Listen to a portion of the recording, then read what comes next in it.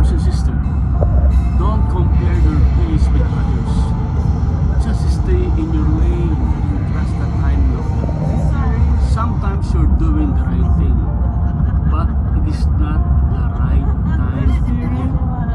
So, don't confuse delay with denial.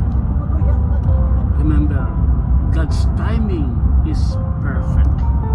Life isn't about who starts fastest. It's about who finishes faithfully. It's not about how quickly you get there, but how faithfully you walk with God. You may feel behind in life. Others may seem to be running ahead of you. But if you stay faithful,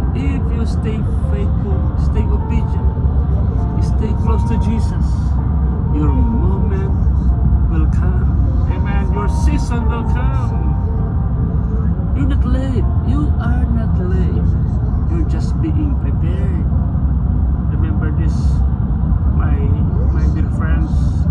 In life, success is not guaranteed by speed, strength, or skill, or even intellect.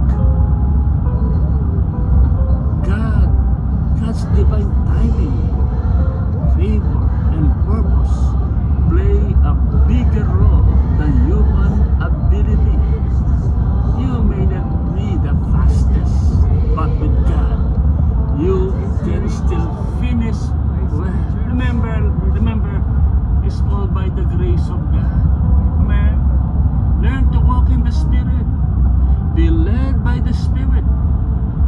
Remember this, the steps of the righteous are ordered by the Lord. Be faithful in little things, and God will entrust unto you bigger, greater things. Hallelujah. So stay in the race. Amen. Don't be distracted. Stay in the race. You will finish well. Like the Apostle Paul said, I have fought the good fight of faith. I have finished the race. Glory to God.